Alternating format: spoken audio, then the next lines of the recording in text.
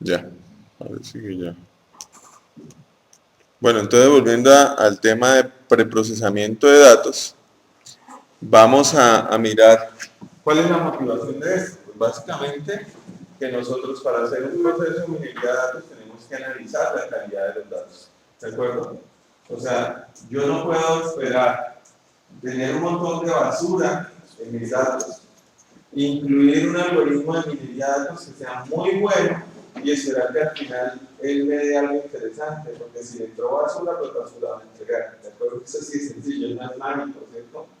Entonces necesitamos que se pueda garantizar de alguna forma que que la calidad de los datos es la mejor posible para que los algoritmos entreguen resultados que sean apropiados. Entonces, básicamente, lo que es preparación de datos es un tema que concierne a las etapas de análisis de datos y preparación de los datos. ¿De acuerdo? Y básicamente es la misma tarea que se hace en una bodega de datos.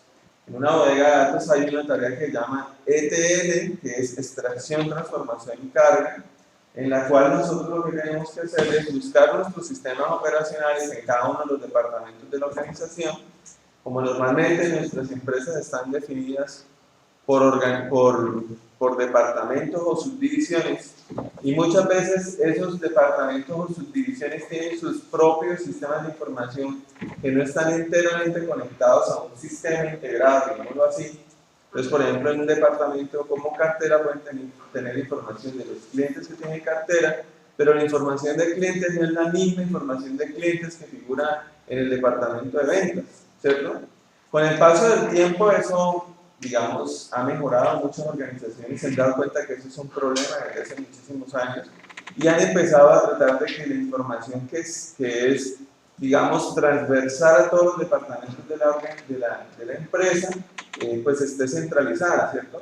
Que ya de pronto cada departamento sí, por el tamaño de la compañía necesita tener un servidor aparte, con una base de datos aparte, pues tenga solamente las tablas que son específicas para ese departamento y que no vayan a generarse datos redundantes. Pero pues igual eso todavía es un tema que sucede en muchas compañías y por eso pues el tema de la extracción, de la transformación y la carga de los datos de los sistemas transaccionales a los sistemas de toma de decisiones es toda una tarea muy grande, ¿sí?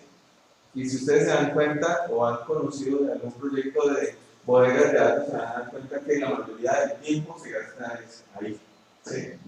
Porque eso salen muchas cosas que se tienen que hacer, entonces pues ahí está el tema, no solamente de hacer el cargue de los datos, sino también definir cómo hacer el cargue incremental de los datos después, porque pues usted no va a estar todos los meses cargando todos los datos completos, ¿cierto? Entonces usted tiene que hacer todo el proceso para definir bien los cargos a través de un solo cargue inicial y después hacer la planeación de los cargos incrementales. Eso también implica que muchas veces haciendo uno un sistema de transporte de los datos desde el sistema de procesamiento de datos en línea o del sistema transaccional de la compañía, usted se da cuenta que hay cosas que están mal, ¿cierto? Y tiene que decirle a la gente de desarrollo que tenga en cuenta, que meta validaciones, que haga cosas para que los datos que están en el sistema transaccional después lleguen limpios y no en el proceso incremental de carga en la bodega, pues empiecen a cargar datos que no son apropiados. Entonces ese trabajo es bastante, digamos, dispendioso. Básicamente lo que se busca ahí es limpiar, detectar datos atípicos, tratar datos faltantes y ejecutar transformaciones en algunas variables para meter información resumida entre la bodega, por ejemplo. Miren, esta tarea es tan importante y pues digamos tiene tantas como requeñeques, tantas cosas que se pueden suceder, que hay libros completos de más de 600 páginas que solo trabajan el tema de ETL, ¿sí?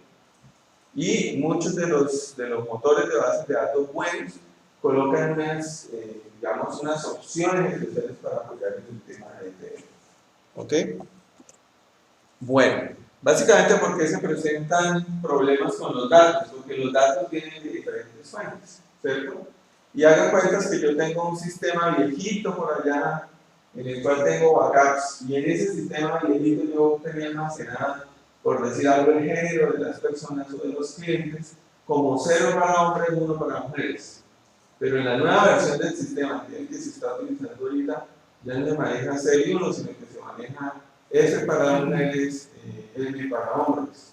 Nada más, cuando yo tenga que hacer el cambio de esas dos cosas, pues tengo que unificar, ¿cierto? Así de sencillo, porque en la bodega de datos no pueden quedar las 4 cosas, ¿cierto? Debe quedar un solo estándar para poder manejar bien los datos.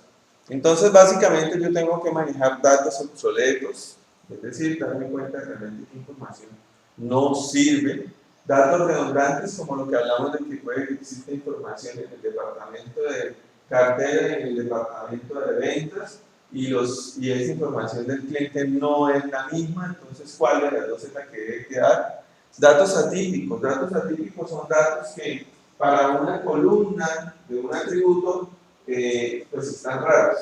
No se sabe si están mal, no se sabe si están bien, pero están raros. Es decir, que hay un comportamiento que no necesariamente lo deja uno tranquilo de que eso sí está bien.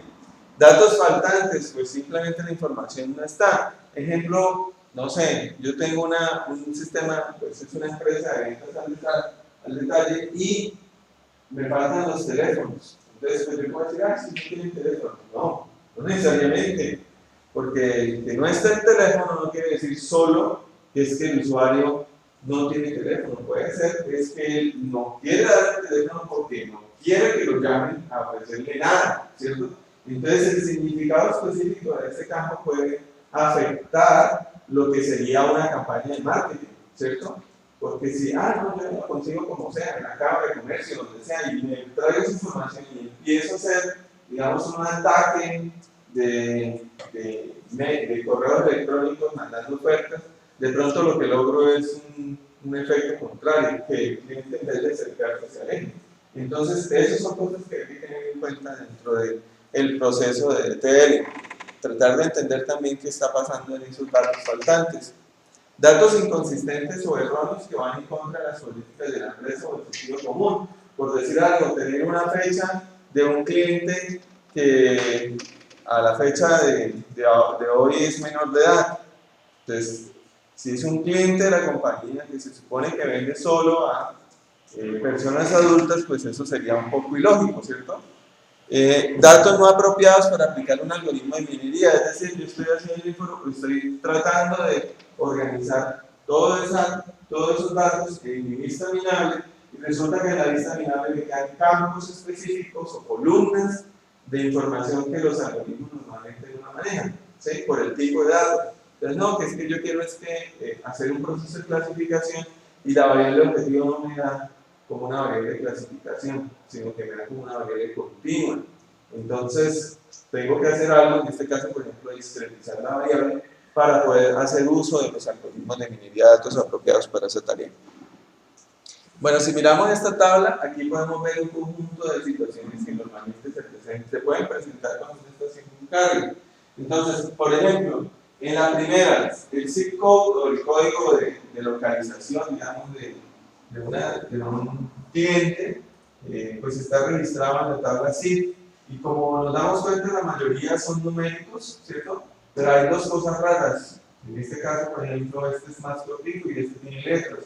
Entonces puede ser que la compañía, por ejemplo, en este caso es de Estados Unidos, pero resulta que la persona que compró es de Canadá y él registró su código en Canadá y ya son con letras. Entonces, pues la cosa ahí es que yo asumía que esta vaina era para códigos en Estados Unidos y ahí no tengo realmente esa información. Aquí te diría que de pronto le quedó faltando algo. Entonces, esto es una de las cosas que se puede dar, datos erróneos inconsistentes. Otra cosa, aquí tenemos un dato faltante que si cumpliera, por ejemplo, las reglas de Colombia, nosotros por la cédula, dependiendo de los rangos, uno sabe si es hombre o mujer, ¿cierto? Entonces ellos, la registraduría normalmente sacan del 63 millones a no sé cuántos millones es mujeres, del 91 millones a es hombres. O la otra, pues con el nombre del cliente. Uno podría tener una lista de nombres femeninos, una lista de nombres masculinos y tratar de sacar cuál es el valor. Eso podría ser una forma de llenarlos y tener que llegar al cliente. Aquí hay varios errores. Este primer error inconsistente, los ingresos menos $40.000 al año, se supone que estos son ingresos anuales. Entonces, pues es posible que el cliente le preguntaron y el cliente, en vez de decir los ingresos, lo que hizo fue su balance. ¿Sí? Mis ingresos son 100 millones, me gasto 100 mil dólares, me gasto $140.000 y digo, no, mi balance es menos 40.000. Entonces, pues básicamente esto va en contravía de lo que es la columna. La columna son ingresos, no balance.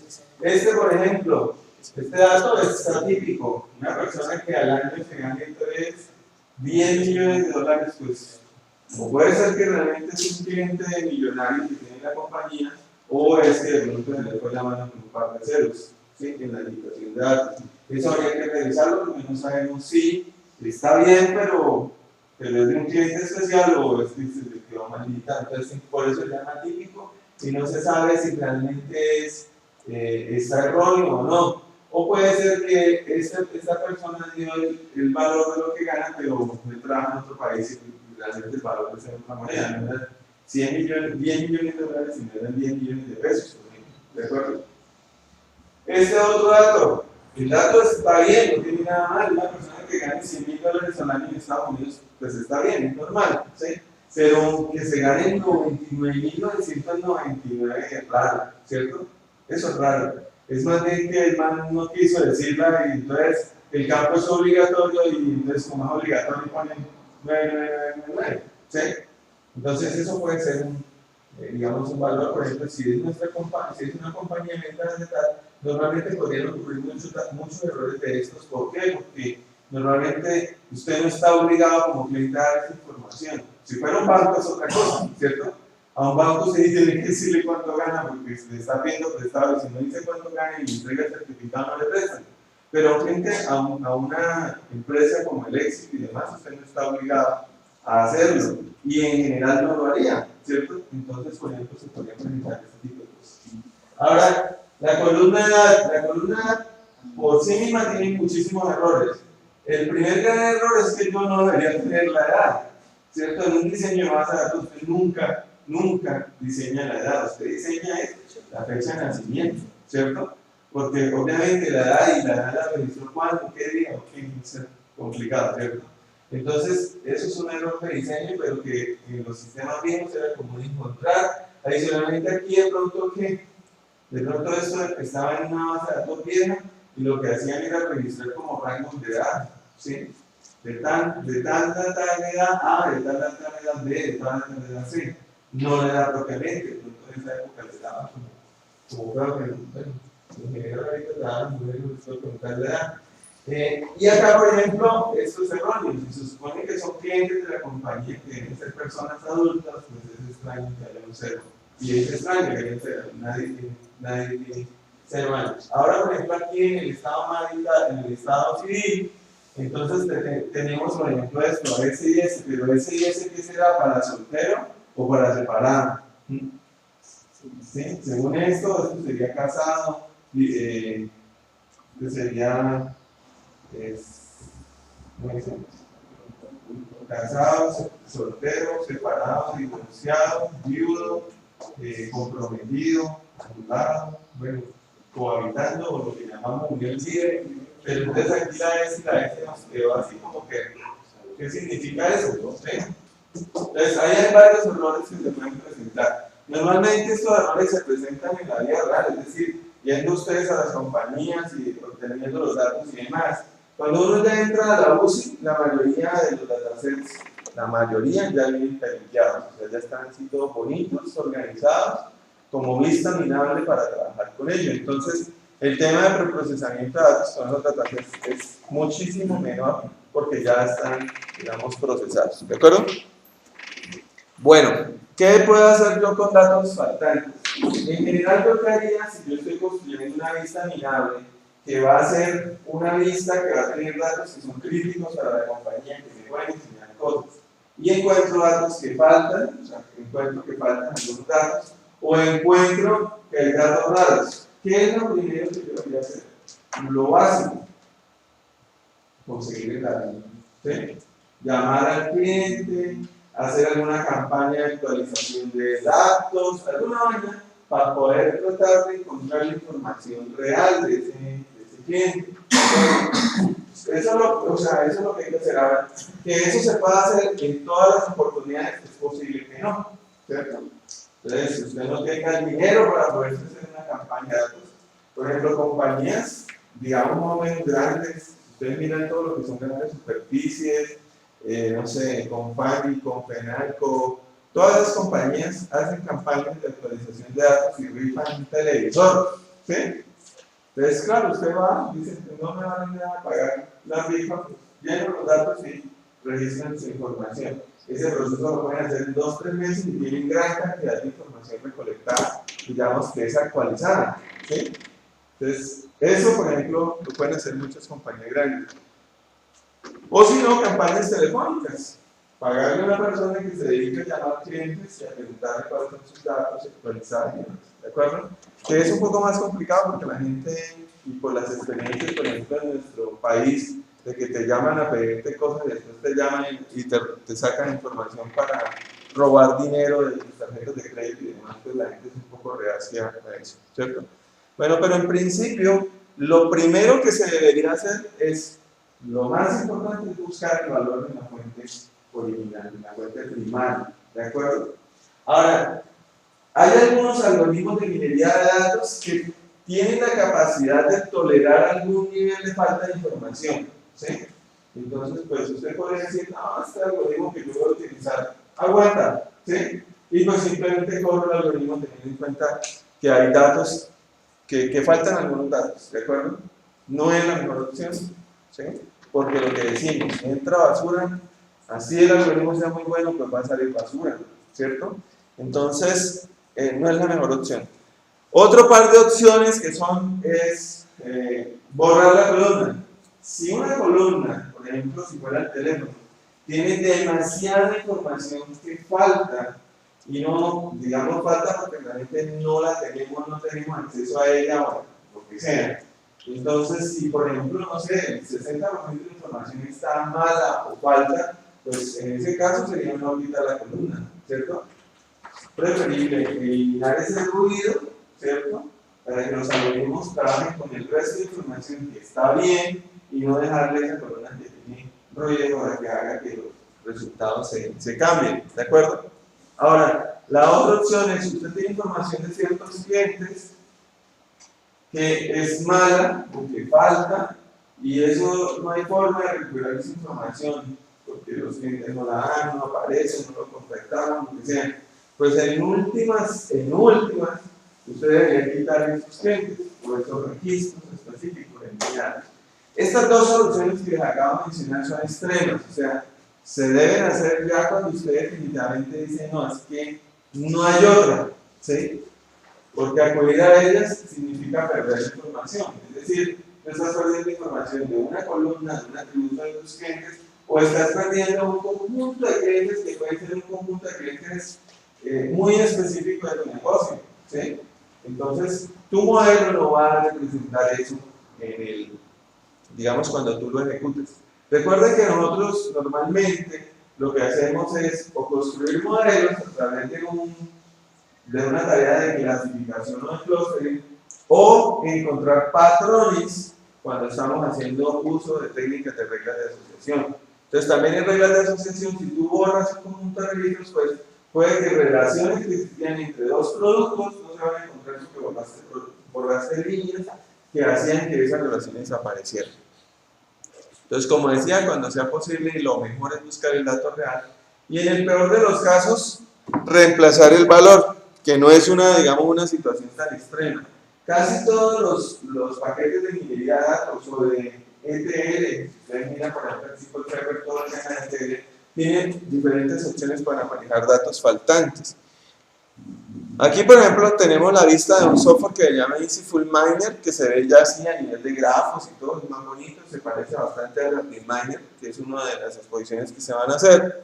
Y básicamente en estos paquetes uno encuentra diversas opciones para manejar datos faltantes. Una de ellas es reemplazar el dato por una constante específica. Otra de ellas es reemplazarlo por la media de los valores de esa columna.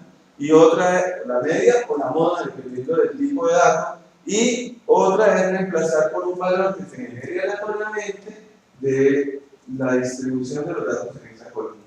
Entonces, por ejemplo, si miramos esta tabla, pues hay un conjunto de datos faltantes que están marcados con, bueno, digamos que están sombreados con gris. Esta tabla es una tabla de información de autos. Ahí tenemos las millas por galón que corre el auto, el número de cilindros, las pulgadas cúbicas del motor, los caballos de fuerza y demás. ¿De acuerdo? Entonces, para cada una de esas columnas, nosotros encontramos que, por ejemplo, en la columna cilindros, que es categórica, porque es categórica, uno no puede tener 2.3 cilindros, ¿cierto? O uno tiene 2 cilindros en el carro, o tiene 3 cilindros, o tiene 4, pero no tiene 3.5, ¿cierto? Entonces, esa columna es categórica, a pesar de que uno la mira y es numérica, sí, es numérica, es un número, pero ese número no puede ser 0.1, no es continuo, ¿cierto? Sino que tiene ciertos valores. Y en general esos valores, no sé, un carro que tenga, no sé, 8 cilindros ya claro, ¿cierto? Tendría que ser el supercarro, la superfuerza, o no sé. Entonces normalmente será por ahí entre 2 cilindros o 1 cilindro. Un carro de 1 cilindro es raro, pero bueno, podría estar de 1 a 8. Entonces, ¿qué puede uno hacer ahí? ¿Qué puede uno para esa columna? Pues colocar un valor, por ejemplo, colocar no se encontró o no se tiene. Entonces esa es una de las soluciones. Colocar no existe, está perdido el valor, ¿sí? Eso es una categoría. O colocar 15, ¿sí? Es una categoría. Pero usted sabría que esa categoría no existe, ¿sí? Ahora, ¿qué hago con un dato continuo? Como por ejemplo el de pulgadas cúbicas o el de caballos de fuerza. Pues yo podría colocar también un valor específico. En este caso yo podría colocar, por ejemplo, 0. ¿Sí? Que yo sé que es ilógico. Ningún motor, porque tenga un solo cilindro, va a tener pulgadas cúbicas de 0. Ni lo mismo, ningún carro, por pequeñito que sea, va a tener menos de un caballo de fuerza. ¿Sí? Digamos, no es lógico. Entonces yo podría definir eso, pero ¿qué pasa? Eso me puede cambiar lo que es la distribución de los datos que existen por ejemplo, en caballos de fuerza. Si yo a esta tabla le calculo la media sin tener en cuenta este dato, el 0, pues es 1. Y si yo tengo en cuenta todos los datos de esta tabla, pues ese 0 va a afectar la media y la media va a bajar, ¿cierto? Entonces, tal vez esa no es una buena opción cuando yo decido colocar un valor constante. Además, sea cual sea la regla que yo utilice, es decir, reemplazar por una constante, reemplazar por el valor medio o por la moda, o reemplazar por un dato aleatorio generado por la distribución de la columna, yo tengo que guardar esa información en una tabla adicional como de metadatos, en donde yo diga, me inventé, en esta por ejemplo, me inventé el dato cilindros. En esta diría, me inventé el dato cilindros, me inventé el dato pulgadas cúbicas, me inventé el dato caballos de fuerza. ¿Por qué? Porque cuando tú de pronto tengas que hacer cargas incrementales o traigas datos de tu sistema operacional, es decir, el que te registra las ventas y demás, cuando vayas a meterlos acá en la lista, pues tienes que saber qué datos han cambiado o qué datos te inventaste para, si están allá, traerlos y reemplazar todo el mugre que tienes acá, ¿cierto? Ir mejorando la calidad de tu vista final. ¿De acuerdo? Entonces, de cualquier forma, yo tengo que hacer ese registro. Otra forma de hacerlo es haciendo el reemplazo por la media o por la moda. Es decir, yo de acá de estos valores que tengo registrados, el que se repite más es el número 4 en esta tabla. Entonces yo, donde haya problemas, pongo el 4. ¿De acuerdo? De esa forma, se me cambia un poco la distribución, porque obviamente la moda va a tener muchísima más fuerza, pero, pues digamos, sigue teniendo una relación un poco más lógica con los datos que estaban originalmente planteados. Igualmente acá, si yo tengo todos los datos, pues yo coloco el valor medio, fíjense que es el mismo valor para los 3 registros. Calculo la media de los que hay y le saco ese valor acá. Entonces, se cambia la distribución, la media no va a cambiar, la media no cambia, ¿cierto? Porque si yo calculé la media y le agrego valores que tienen el valor de la media no va a cambiar. Pero la distribución sí cambia un poco. ¿En qué sentido? En que si la distribución era más amplia, más ancha, o sea, tenía más varianza o desviación estándar, ahorita al incluir más valores en la media, pues va a ser un poquitico más apretadito, ¿sí? Entonces sí hay un efecto, pero el efecto no es tan fuerte como en el anterior caso, ¿de acuerdo? Igual, por ejemplo, para este otro campo, para el campo de caballos de fuerza. Finalmente, yo puedo hacer lo siguiente. Si yo ya tengo la distribución de probabilidad de cada uno de los campos, es decir, el 4 está 100 veces, el 5 está 90 veces, el 6 está 60 veces, el 8, y así sucesivamente, pues tienen una probabilidad de salir, uno más alta y otro más bajitas. Entonces yo lo que hago es generar un número aleatorio teniendo en cuenta esas probabilidades, ¿sí? Entonces, ese número, si ustedes se dan cuenta, ya es distinto para todos los casos. Obviamente, si el 4 es el número que tiene más probabilidad, pues va a salir más veces, ¿sí? Pero entonces el valor quedó como repartido en la distribución. Ahora, también tiene problemas, porque yo puedo estar generando cosas acá que son ilógicas. Ejemplo, metí un carro con 4 cilindros que apenas tiene 116 caballos de fuerza, mientras que aquí yo tengo, o que tiene mucho, 116 caballos de fuerza, mientras que los que tienen 4 cilindros tienen apenas 70 o 80 caballos de fuerza, ¿cierto? Entonces puedo que esté metiendo cosas que no sean muy lógicas, o sea, ninguna de las soluciones en las cuales usted tenga que inventar datos va a ser perfecta, ¿sí? Eso es clave.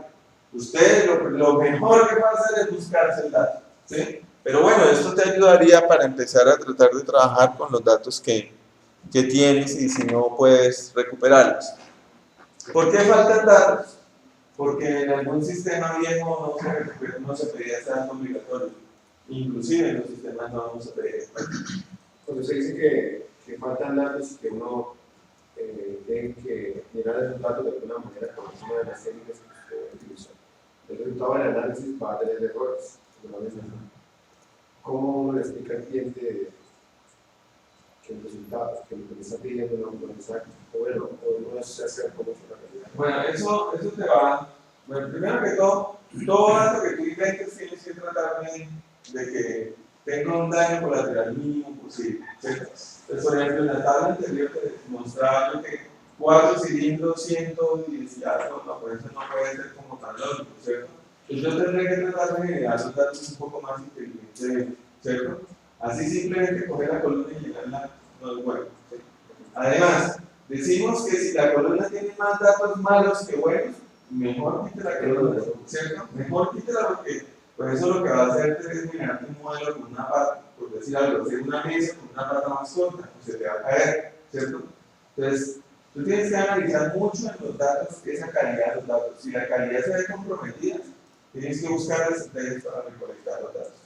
Ahora, el tema de que tú terminaste, es decir, hiciste después de análisis de datos, preparación de datos, hiciste los modelos, y cuando vas a la parte de evaluación te das cuenta de que a pesar de que inventaste algunos datos, los resultados en general son generalizables, que el porcentaje de instancias correctamente clasificadas es alta, que las reglas generales tienen una muy cercana lógica al negocio, pues tú tendrás que plantear en el informe de evaluación que se inventaron unos datos, cómo se inventaron, que deberían tratar de recolectarse, pero que los resultados obtenidos son generalizables a la población de clientes o lo que estés haciendo, ¿de acuerdo? De tal forma que pueda salir a despliegue, si es el caso, y dejar como la tarea lista para que se siga haciendo como una segunda iteración del proceso tratando de conseguir información más fiel.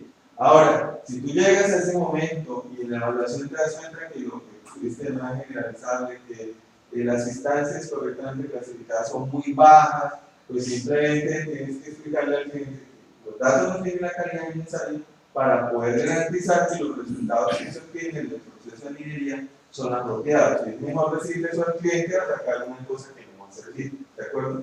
¿Sí? De esto yo les comentaba un ejemplo la vez pasada, creo. Y es que, por ejemplo, en Francia, un banco hizo pues todo un proceso de clasificación para saber qué tanto riesgo tenía un cliente cuando se le prestaba para una hipoteca, ¿sí? Y resulta que ellos, dentro de la información que pidieron, fue para quienes tenían carro, que era pues un montón de clientes, porque en Europa hay muy carro, es muchísima gente que tiene. Entonces resulta que colocaron el color del carro. Y el bendito software, cuando hizo todo su proceso, generó un árbol y en una de las ramas del árbol decía: si el carro es rojo, no le presto, ¿sí? Los clientes que inclusive ya habían tenido préstamos con el banco, que los habían pagado, que tenían carro rojo, metían y aplicaban y les decían: no me prestan. Entonces se fueron allá a pelearle al banco, que cómo es eso, no sé qué tal, qué otro. Y entonces el banco, pues sí, claro, no muestra, si usted sí aplica, usted sí debemos prestarle, prestémosle. ¿Por qué estaba? Se dieron cuenta que se les había quedado ese pequeño detallito. ¿Qué tiene de lógica con respecto a el negocio? No tiene lógica, o sea, ¿sí? A menos de que haya un estudio psicológico que soporte que el que tira por el color rojo es mala paga, ¿sí? Pero digamos que las evidencias eran un poco más de suerte y básicamente estaban relacionadas porque en esa época en que se había hecho el estudio, muchas de las personas se habían inclinado por los colores rojos, escarlata y no sé qué en la venta de autos, ¿de acuerdo? Es algo así como, por ejemplo, cuando hicieron aquí la campaña de esos carros que venían con la línea en la mitad de Transformers, ¿de acuerdo? Entonces, mucha gente se inclinó a comprar de esos carros, ¿sí? Entonces es algo así, allá hubo una campaña donde digamos, se vendió muchísimo de los colores y pues obviamente se subió la probabilidad de que esas personas no pagaran, ¿sí? Entonces, eso no debe suceder. Yo tengo que hacer el análisis de lo que sale, o sea, yo no puedo hacer creencia absoluta de que el algoritmo generó este árbol y ese árbol tiene baja producción, no, ¿sí? Y lo veíamos en el ejemplo del Titanic, ¿recuerdan? En el Titanic, en reglas de asociación, había unos datos o unas reglas que pues eran tontas, inútiles, porque decían: si tú eres de la tripulación, entonces eres mayor de edad. Pues no, después que el agua moja. ¿Qué tal uno coja esas reglas y se las pasa al cliente? Uy, mire, este proceso inmediato fue exitoso, mire, estas fueron las reglas. Y no va a decir, pues, descubrió que el agua moja. O sea, yo no contrato a menores de edad en la tripulación. O sea, sí, qué interesante. Entonces, todo eso siempre tiene que pasar por el filtro humano, que analice y que con la experticia del cliente pues se defina cuál de todas las cosas realmente es cierta. ¿De acuerdo? Bueno, ahí decíamos que ¿cuáles son las razones para que falten datos? Algunos valores faltantes expresan características relevantes. Entonces ahí está el ejemplo del teléfono. Falta no porque no lo tenga, sino porque no quiere que se le acerquen por allá a hacerle ofertas. Algunos valores no existen en la realidad. Por ejemplo, si yo tengo o estoy construyendo una vista amigable, soy una empresa de electricidad, y yo quiero tener en las columnas el consumo de los últimos 12 meses, una columna que tenga esa información. Pues si el cliente acabó de entrar ahorita, ¿yo qué le voy a meter ahí? Si él no ha estado 12 meses con nosotros. Entonces yo no puedo tener esa información. Entonces, bueno, ahí habría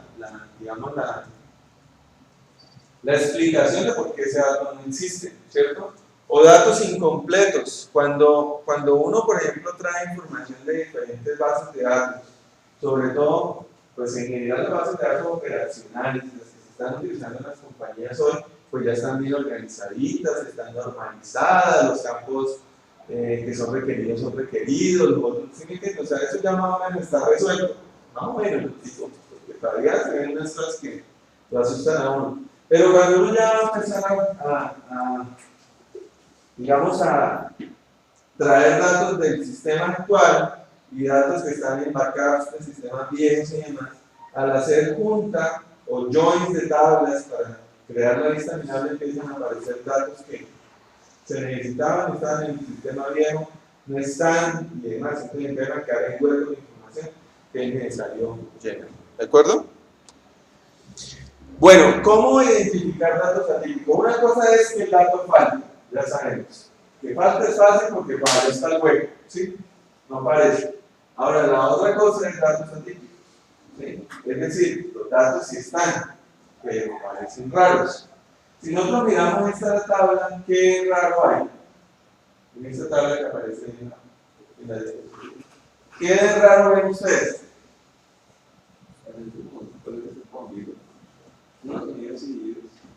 Bueno, la primera cosa es que aquí dice USA y aquí dice US, ¿cierto? Saben aparecerá que fuera igual.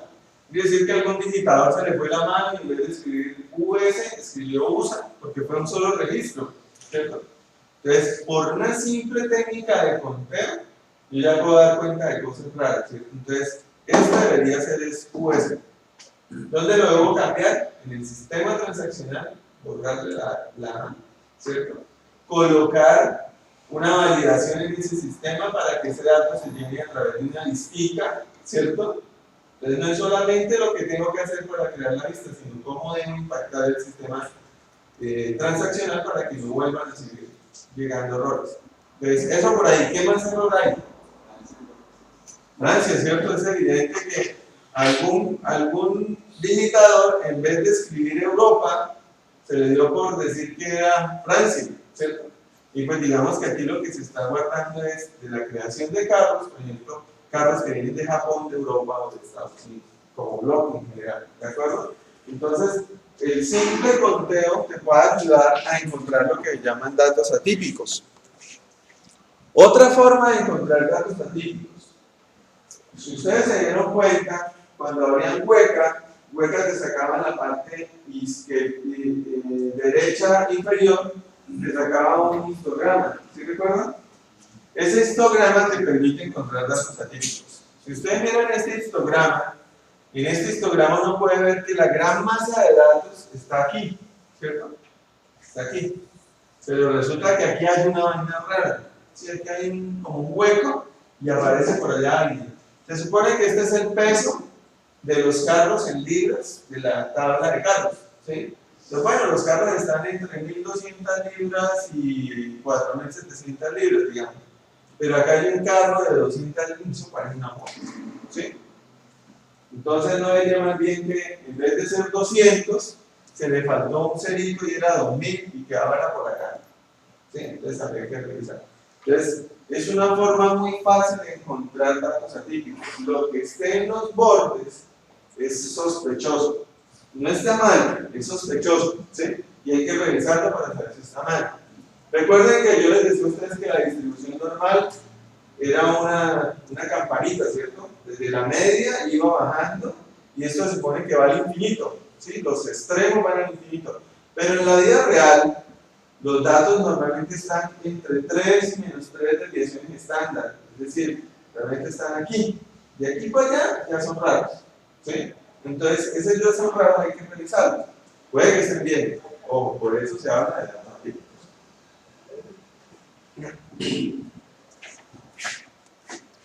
Miren, otra forma es usando variables. Nosotros, por ejemplo, en Hueca tenemos la opción de visualización y ahí él cruza variables, ¿cierto? Coge todas las variables contra todas las variables.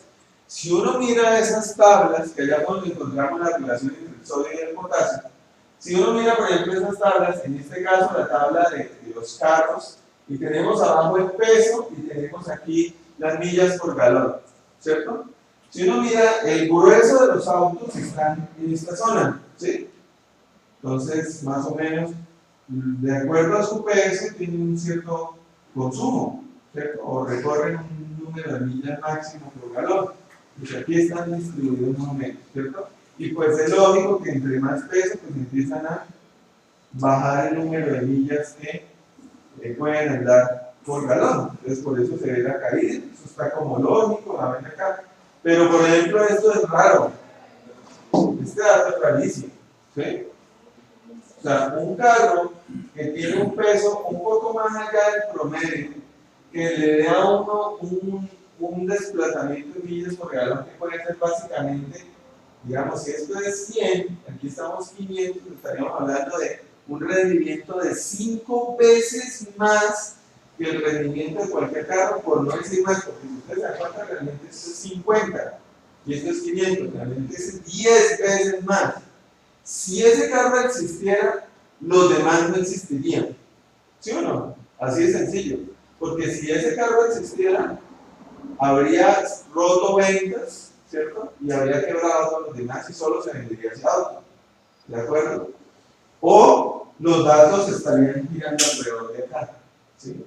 Se habrían generado nuevos autos que tuvieran ese mismo rendimiento. Entonces, esto casi que es atípico, pero que nos va a decir después que es atípico y era erróneo realmente. ¿Sí? Ahora, este otro, un carro que pesa muy poco, por ahí 200, muy poco, y que tiene un consumo que es como el de los, digamos, de millas con galones como los normales de los otros. Pues si ese carro existe, no se vendió. Porque ¿quién iba a comprar un carro que no pesa nada y dar lo de los demás carros? No, no. Si estuviera tal vez por aquí, me diría, bueno, sí, ese carro pesaba poquito y pues andaba más, entonces de pronto. Pero aquí no es lógico. Y volveríamos a nuestra tesis de que este man viene aquí en vez de 200, será 2000. ¿De acuerdo? Entonces, ya van dos técnicas para encontrar datos atípicos. Una técnica es simple conteo, ¿cierto? Tengo campos categóricos y yo esos campos categóricos los cuento y ahí encuentro cosas raras. Otra técnica es la de usar histogramas. Y esta tercera técnica, que es la de utilizar el cruce de las variables para encontrar valores que están en zonas que son rarísimas.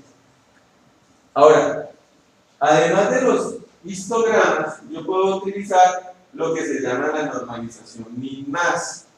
Esta normalización min-más lo que hace es coger los datos que pueden estar en cualquier rango, es decir, si es edad, la edad de los clientes puede estar entre 18 años y 100 años, digamos, el cliente más viejo, 100 años. Entonces, y los pasa a una distribución normal que va a estar entre más o menos menos 4 y más 4, entre menos 4 y más 4. Realmente va a estar entre menos 3 y 3 porque la distribución normal es así, pero digamos que le pueden salir datos más allá, ¿de acuerdo? Entonces, ¿qué hace uno? Simplemente, para la columna calcula el valor mínimo, para la columna calcula el valor máximo. El máximo menos el mínimo te da rango, es decir, la menor edad es 20, digamos, la mayor edad es 100. ¿Cuál es el rango? 80. 100 menos 80. Ese es el rango. Y después, a cada uno de los registros originales le resto el mínimo y lo divido en 80. Entonces, el cliente que tiene 20 años menos el mínimo, que es 20, da 0, dividido en 80 da 0. Es decir, te va a quedar como valor 0, ¿cierto? El valor que te va a quedar como más alto, no, perdón, arriba es,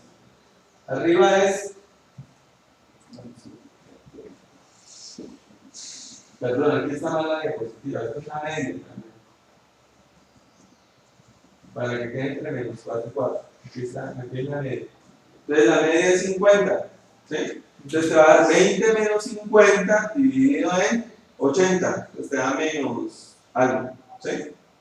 Si el valor es 100, que es el mayor, 100 menos 50, da 50, dividido en 80, te da más algo, ¿cierto? Entonces te va a dar una distribución, te va a cambiar el histograma. Si tú miras el histograma de tus datos originales y miras el histograma de estos datos transformados, te va a cambiar un poquito porque va a tratar de parecerse a una campana de Gauss, ¿sí? De los que estén a los bordes, ojo, estos son sospechosos. ¿De acuerdo? Sí, es que esta parte de los datos entre 0 y 1 es para... Ajá. Perdón, borro lo que le dije. Me la fumé el que digo. La normalización mínima sí te da valores entre 0 y 1. Y si es el mínimo. ¿Sí? Sí es el mínimo. Sí es el mínimo. Es X, me estaba pensando en la estandarización Z, que es la siguiente. Entonces, si es el valor, si es el mínimo y si es el rango, y los datos van a dar entre 0 y 1. ¿Sí? Es decir, yo tengo 20 años, ese es el menor, 20 menos 20 te da 0, dividido en 80 da 0. Entonces, el mínimo valor te da 0. El máximo valor es 100. 100 menos 20 da 80, 80 menos dividido en 80 da 1. Entonces, el valor va a quedar entre 0 y 1. ¿Sí? ¿De acuerdo? En esta, lo único que hice fue un cambio de escala. Lo único que se hace es un cambio de escala. Es decir, mi escala estaba entre 20 y 80, mi histograma tiene una forma, y yo lo que hago es pasarlo a una escala de 0 a 1 y te va a dar el mismo histograma. ¿De acuerdo? ¿Sí?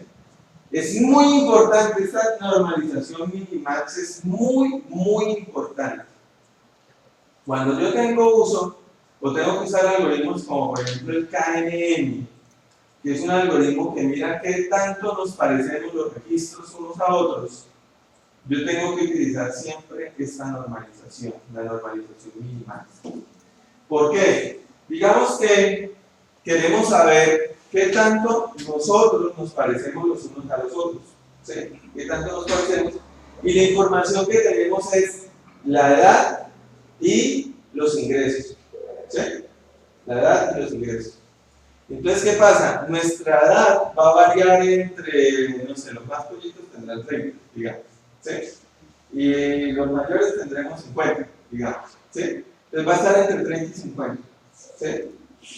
Pero nuestros sueldos pueden variar entre, digamos, 500.000 y 5 millones mensuales. ¿Cierto? Entonces, si yo digo, bueno, ¿cuál es nuestra diferencia? ¿Sí? ¿O qué tanto nos parecemos? Uno diría, por sueldos nos parecemos en... Hay una diferencia entre 1 millón, digamos. ¿Sí? Pero por edad, nuestra diferencia son 10 años. ¿Sí? Entonces, de una u otra forma, la medida de sueldo es mucho más grande, 1 millón. La medida de edad es mucho más pequeña, 10. Y la diferencia no va a ser más. O sea, la diferencia entre el más joven y el más viejo de nosotros va a ser entre 30 y 50 años, o sea, va a ser 20. Mientras que la diferencia en sueldo sí puede ser entre 500.000 y 5 millones, o sea, ya va a ser 4 millones y medio, o sea que el rango es muy distinto, ¿cierto? Entonces, cuando vamos a mirar, bueno, entonces en definitiva, ¿cuál es la diferencia entre los dos? Si decimos que sumar las dos vainas, entonces sería 10 más 1 millón, 1.010.000. Ahí está pesando muchísimo el rango de la variable de sueldo, ¿cierto?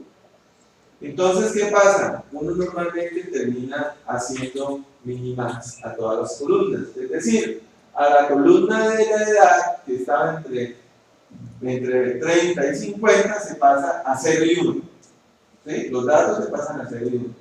Los datos del sueldo, que están entre 500.000 y 5 millones, también se pasan a 0 y 1. ¿Sí? Así, las dos variables tienen el mismo peso. ¿Sí? ¿Sí? Entonces, se disminuye el problema del rango, y eso es importantísimo.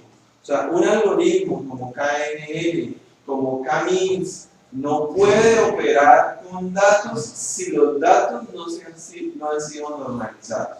¿De acuerdo? Porque los resultados van a estar totalmente desbalanceados. O sea, eso es como que inmediatamente yo voy a hacer la mesa, y las dos patas de la mesa, una mesa de dos patas. Una va a ser la pata sueldo y otra va a ser la pata edad. Pues la pata sueldo va a quedar arriba y la pata edad va a quedar acá abajo, pues obviamente la mesa queda desbalanceada. ¿De acuerdo? Pues la normalización minimax es supremamente importante. ¿De acuerdo?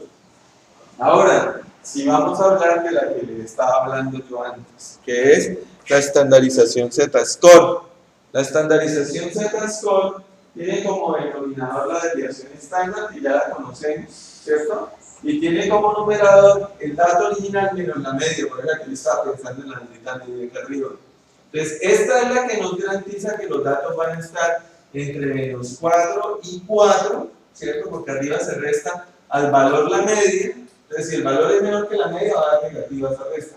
Si el valor es mayor que la media, pues va a dar positiva la resta, dividido en la desviación estándar. Esta sí cambia la forma de, y aquí se ve un poquitico más la campana, entonces cambia la distribución de los datos, porque trata de coger los datos que tienen una cierta distribución y tratar de ajustarlos un poco más a que se parezcan a una campana de Gauss.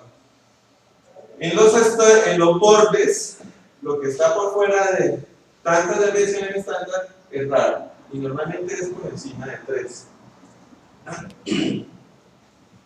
¿De acuerdo? Entonces, mira, aquí dice eso. Si un valor está por encima de 3, es rarísimo. ¿Sí? Y por eso se acuerda que ayer cuando estábamos haciendo la explicación en David Valles sobre la forma como Hueca hacía el cambio de los datos de temperatura y de humedad, él decía que trataba de ajustarlo a 3, desviación estándar, es decir, él hacía una transformación de tal forma que quedaba como una distribución normal, pero cerrada a 3. Él no dejaba salir cosas, metía y incluso estaba encajada. Entonces, aquí básicamente lo que dice es lo que esté por encima de 3 desviaciones estándar o por debajo de 3 desviaciones estándar puede ser algo raro. Otra forma de hacerlo es utilizando el rango intercuartil. ¿Qué son los cuartiles? ¿De acuerdo? Los quintiles, los deciles, ¿no? Los percentiles. ¿Sí? Bueno, resulta que el cuartil, usted tiene los datos. Entonces, por ejemplo, tiene la temperatura. Simplemente la ordena de la menor a la mayor. ¿Sí? Entonces tiene 20 registros, le quedó el menor, le quedó el mayor. Y usted empieza, son 20, entonces 1, 2, 3, 4, 5 registros. Ese es el primer cuartil. 10 registros. Esa es la media, o va a corresponder más o menos con la media, y ese es el segundo cuartil.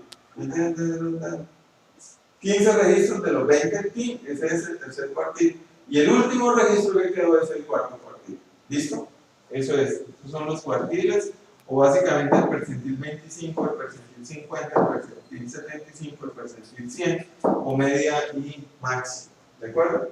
Entonces, ya teniendo esa información, uno lo que hace es aplicar la siguiente fórmula, que es el rango intercuartil. Es decir, qué tan ancha es la distribución. Entonces, desde el cuartil tercero hasta el cuartil primero. Entonces, como los cogí ordenados desde la 0 hasta la 20, entonces básicamente el valor, el quinto valor y el quinceavo valor, los restos, bueno, el 15 menos el 15, los restos, entonces eso me da como eso. ¿Qué tan ancho es? Aquí quedaron unos espacios todavía por fuera. Del 0 al quinto registro y del 15avo al 20 registro en este dataset ficticio que hablé que tenía 20 registros. Entonces, esto fijo estará bien. Pero aquí hay unas partecitas que todavía pueden considerarse como ruido, pero no todos, no los 5 registros completos. Entonces, ¿qué hace? Lo que sea menor al cuartil 1 menos 1.5 rango intercuartil, o sea, lo que esté hacia un lado extremo inferior o hacia un lado extremo superior con el más 1.5, pues eso puede ser dato típico. ¿De acuerdo? Y normalmente son las estrategias más utilizadas para definir si un dato es atípico o no. ¿De acuerdo? Entonces, ¿cuáles vimos? Conteo. ¿Sí? Contar. Si el valor es categórico, contar. Facilísimo. ¿Cuál fue la otra que vimos? Histogramas. ¿Cierto? El histograma directo. Los datos que estén por allá vienen los bordes así con huecos y después aparece un valor, eso es rarísimo. ¿Qué más? ¿Cómo? Cruce de variables a nivel visual, ¿cierto? Entonces, si tenemos una herramienta de visualización de datos, entonces el hueco no es tan bueno, pero pues tiene ahí sus opciones de cruces, ¿cierto?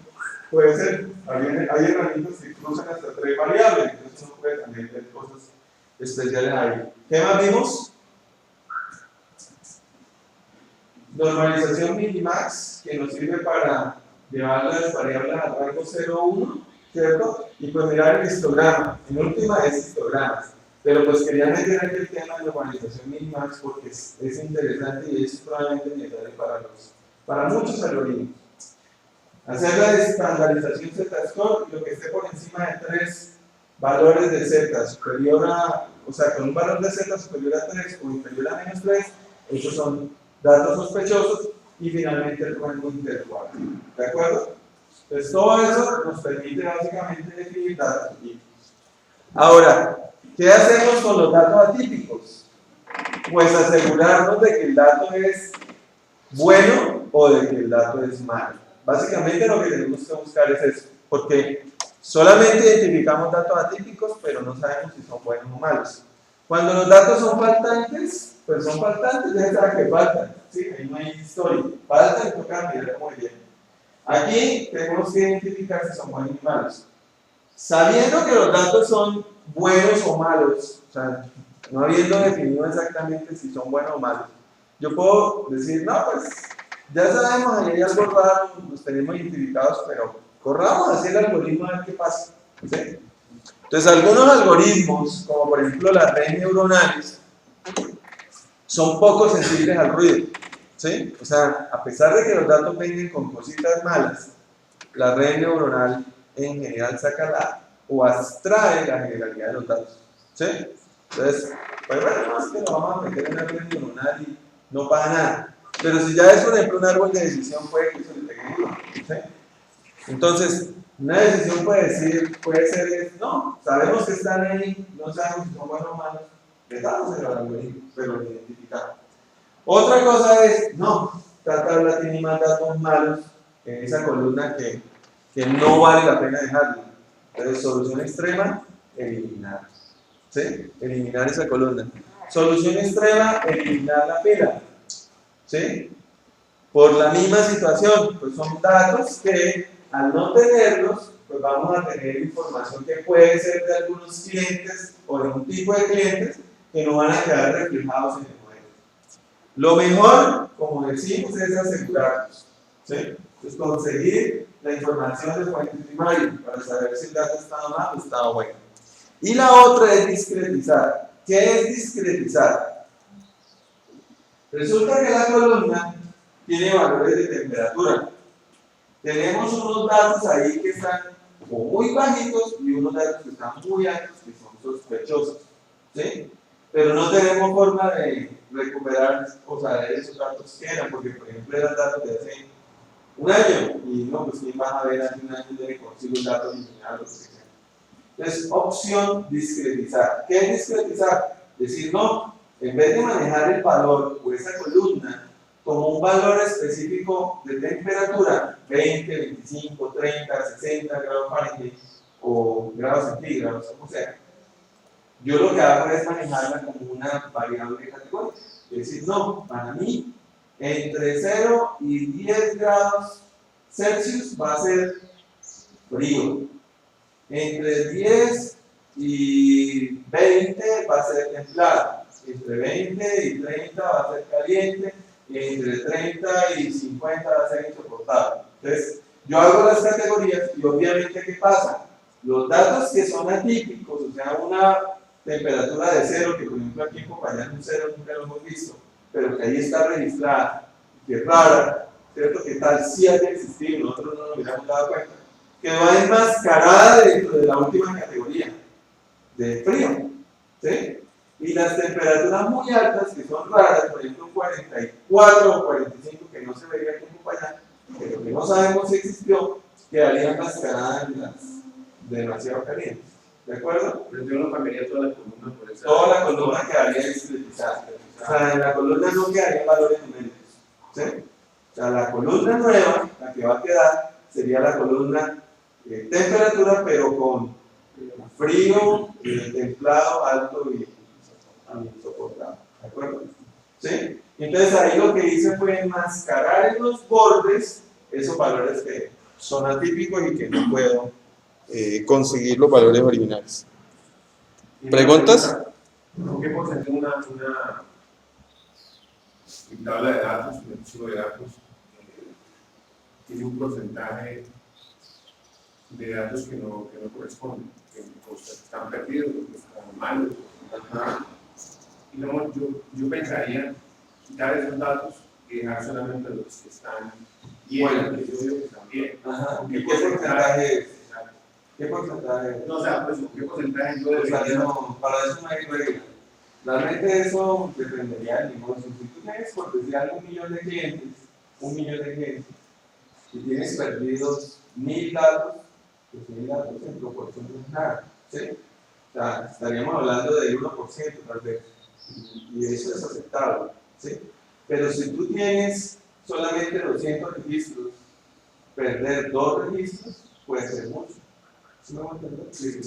O sea, yo no te lo puedo dar en porcentaje, porque eso depende de qué cantidad de volumen yo tenga. Y digamos que cuando yo estoy almacenando o creando mi base de datos o mi lista minable, yo lo que quiero es que en esa lista minable esté representado el universo de mis registros. Es decir, si estoy hablando de mis clientes, pues que en esa base de datos esté representado el universo de mis clientes. Si estoy hablando de pacientes en una EPS, pues estoy hablando del universo de los pacientes de mi EPS. ¿De acuerdo? Ahora, si tengo que tomar la decisión de eliminar ciertos pacientes, pues yo tendría que tratar de por lo menos decir, no, bueno, los que estoy eliminando, porque no tengo la información, son pacientes que se parecen a otros pacientes que sí quedaron en la base de datos. Entonces, bueno, me duele quitarlos, pero digamos que quedaron representantes de ellos en esa base de datos. Que eso es importante, porque tiene que quedar el universo. ¿De acuerdo? Entonces, en la mayoría de los casos, yo siempre tengo que tratar de tener la población completa. ¿Sí? Pero pues bueno, cuando haya que hacerlo, pues que esa decisión sea soportada, que los elimino porque no tengo la información y puedo decir que este cliente se parece a otros que ya están ahí en la base de datos. ¿De acuerdo? De hecho, cuando uno tiene una tabla y hablamos de una tabla poblacional, es decir, los clientes, por ejemplo, no sé, Banco de Bogotá, pueden ser tal vez 20 millones. No, sí, pero el histórico puede ser que sean 20. Entonces, 20 millones de registros. Pues trabajar con 20 millones de registros, necesito la super máquina y a pesar de eso se va a demorar demasiado todo. Entonces puede que yo, en vez de trabajar con la población completa, yo establezca un muestreo de esa población. Y no trabaje con los 20 millones, sino trabaje con 2 millones, ¿cierto? Entonces hay perdidatos, ¿sí? Pero ese muestreo que yo hago tiene que estar muy bien hecho. De pronto un muestreo aleatorio simple no me sirve. Es decir, coger 20 millones y sacar aleatoriamente 1 millón no me sirve. ¿Por qué? Porque en ese, o en los 2 millones. Porque en esos 2 millones puede que no me queden representados, por ejemplo, todos los estrato 1. No queden bien representados. O sea, quedaron estrato 1, sí salieron estrato 1 en ese 1 millón, pero la mayoría fueron mujeres y los hombres. ¿Sí? O quedaron estrato 1 y la mayoría son solteros y los casados. ¿Sí? Entonces tiene que ser un muestreo muy bien desarrollado, es decir, que todas las categorías queden más o menos igualmente representadas. ¿De acuerdo? Entonces ahí uno lo que hace es un muestreo estratificado, ¿sí? Que es una técnica para coger el dataset y reducirlo de tal forma que ese dataset reducido tenga todo el universo que sea, pues digamos, bien hecho para que lo que yo haga sobre ese dataset reducido se pueda decir que generaliza a la población de clientes. Es más o menos lo que pasa con las encuestas. Ustedes han pillado que las encuestas a uno le da risa, uno dice, no, ficha de la encuesta, las que salen en Caracol y ficha la encuesta, y 3.000 personas encuestadas. Dicen, 3.000 personas. ¿Por qué? Porque hicieron muestreo certificado. Entonces, en esa población, entre comillas, grande, tirando infinito, de 20 millones de votantes, en esa población, haciendo un muestreo certificado, 3.000 registros pueden ser suficientes para dar una buena confianza a la, digamos, a la encuesta que se está desarrollando. ¿Sí? ¿De acuerdo? Entonces, el tema de cuántos registros puedo perder está relacionado más a la cantidad de registros que tengo y a la cantidad de estratos que tengo. ¿Sí? O sea, que quedaron o no representados mis registros en esa base de datos que tengo. ¿De acuerdo? ¿Ok?